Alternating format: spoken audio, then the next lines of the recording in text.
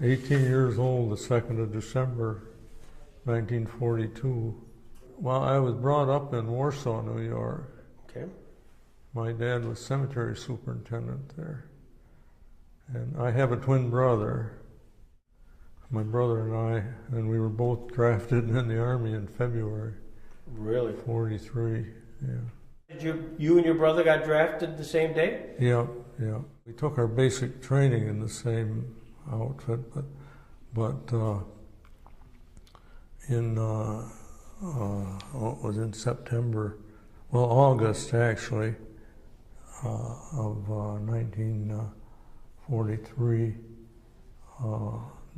I took some tests and they sent me to Colorado State College at Fort Collins, Colorado, to study chemical engineering. I took my basic training in a company, in a tank company, but when I went back, I went to the 104th Infantry. At first, I set the fuses on the artillery cells. When we got overseas, they had trouble with the guy that was the radio operator for the Forward Observer.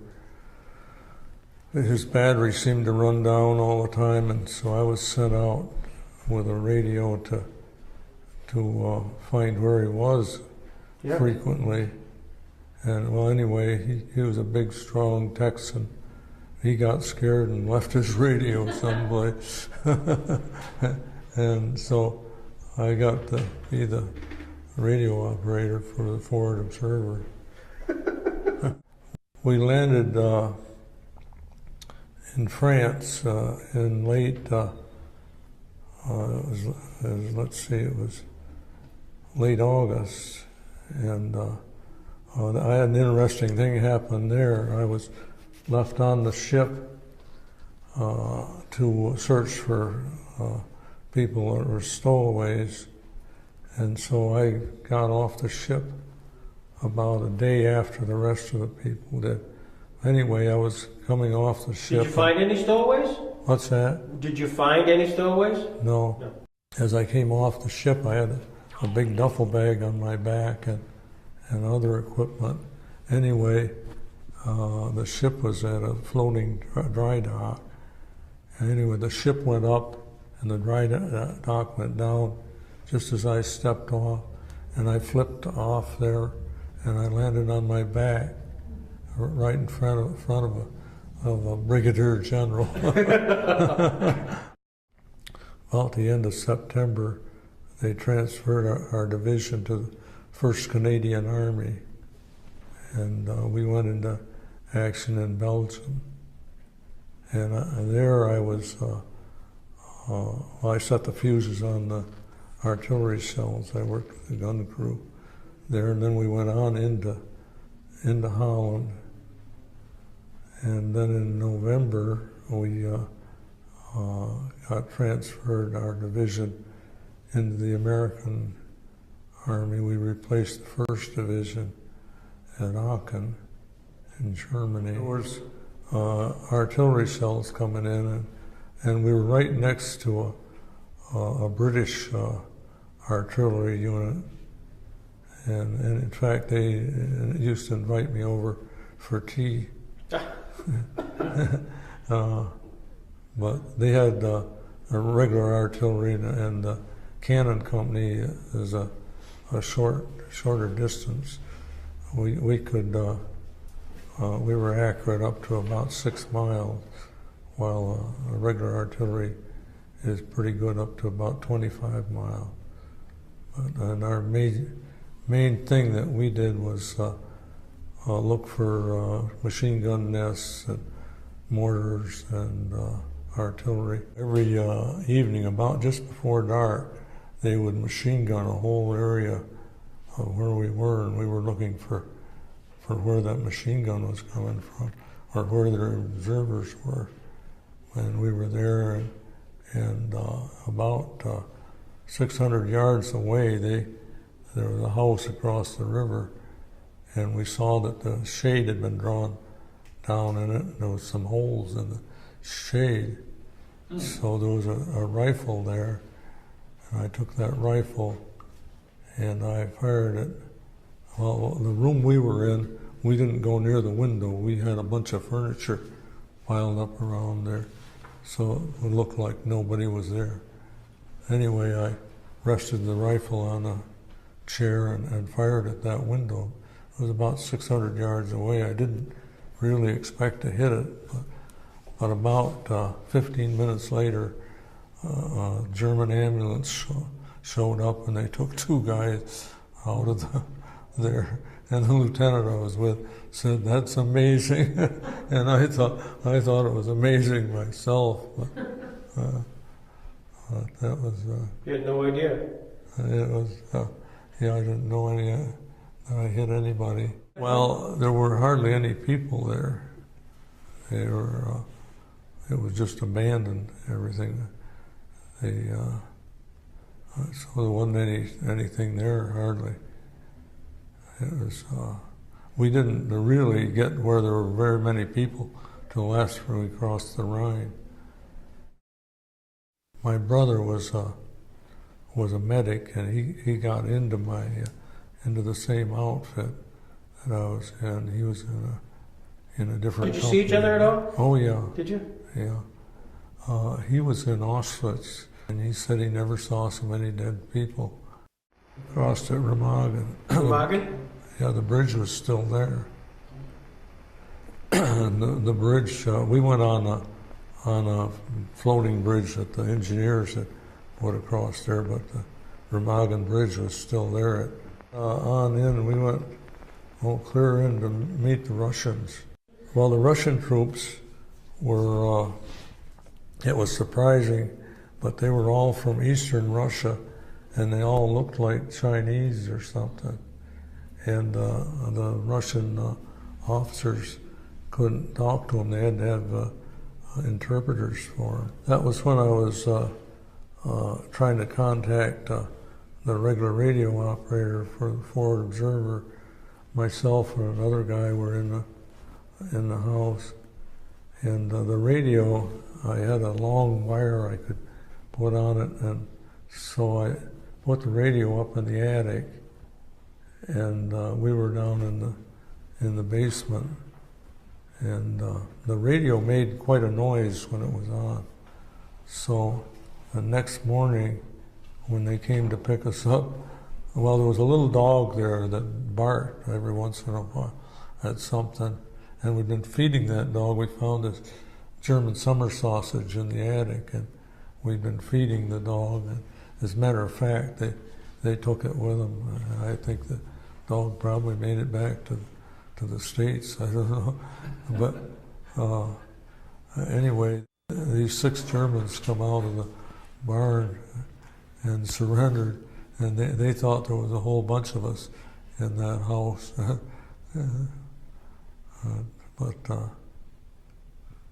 What'd you do with them? Were you surprised that the Germans came up and just... Well, they were, by then, they were starting to, a lot of them realized that they were in big trouble and they were surrendering. And so, it wasn't a really big surprise. See, I captured a German soldier. I was up on the front lines, and our bedrolls were back about a mile back on the Jeep. And so I went back to get the bedroll. Saw this German soldier walking out in the field, so I laid down and waited for him. And when he got close enough, I challenged him. And he threw his gun away. He had a pistol, but I didn't look for it. He threw it away and came to me. And well, I had him carrying the bedrolls, but he was so weak he couldn't. So I carried him. I was told I had to go back to where the military intelligence school was, and a couple of guys had volunteered to take him back, but they said, "We'll shoot him if he tries to escape." And I thought, they'll shoot him anyway, so I took him back myself. To me, a German soldier was the same as I was. They were drafted and just doing what they were told to do.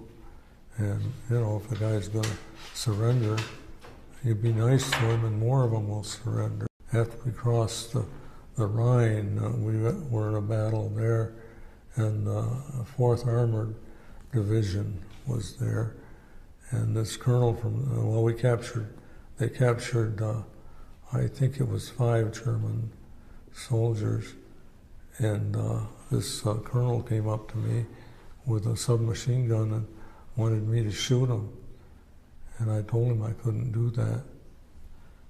Well, he said, that's an order. And I said, you give me a written order and show it to my commander, and I'll think about it.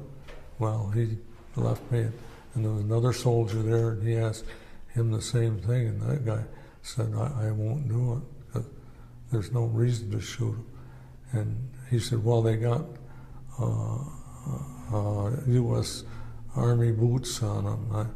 And I said, well, how do you know they are? But anyway, we walked away, and pretty soon I heard that submachine gun. Mm-hmm. Somebody did it. But anyway, about 2 days later, that colonel got shot by a sniper. Encounter any SS soldiers? Any people who kind of had the SS? That was a funny thing. There was one of their tanks had been hit, and they were climbing out of it, and they were SS soldiers, and they surrendered right away because they couldn't do anything else. But I don't think they were super anyway. And I bet there's something special in that case there. Well, I got a Bronze Star and some ribbons.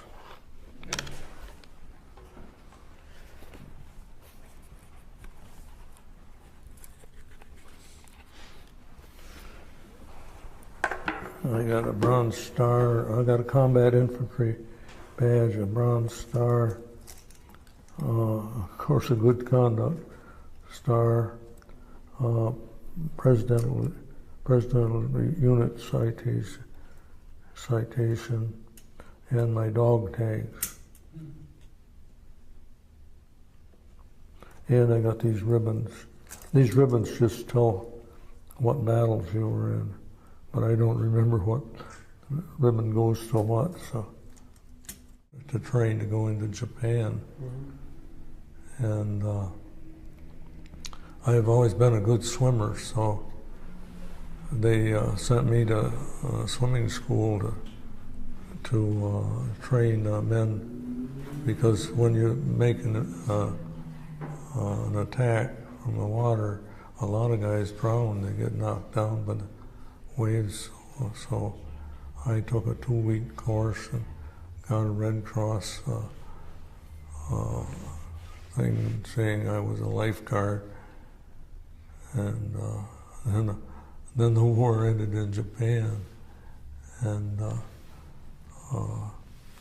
so I had to go, though, almost every day to the beach, because they wouldn't let we were in California, they wouldn't let anybody go to the beach without a lifeguard. So I had to go almost every day to the beach. Gosh, now that's tough duty. Yep. And you're being paid by the government to do that. Yep. I get it. Well, one thing, when I was first in the service, we were lined up, and the general in charge of the Army Ground Forces was there inspecting the unit. I was only 18 years old. Anyway, he came along and he talked to a guy next to me and asked him how old he was. And he said he was 19. And then he came to me and said at ease and talked to me. And he asked me how old I was, and I told him I was 18. He says, "How did you get in the Army?" And I said, "I was drafted." He said, "Good Lord, they're drafting children." And then he walked away, and then he came back and shook hands with me, said, "I hope I didn't hurt your feelings." Really, no.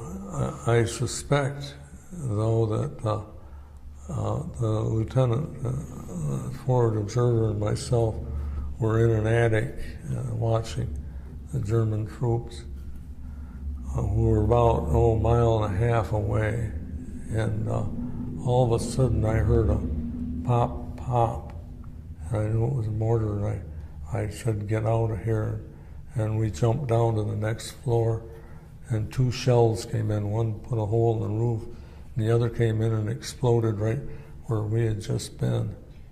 And the lieutenant said to me, "You just saved my life," and I said I was trying to save mine.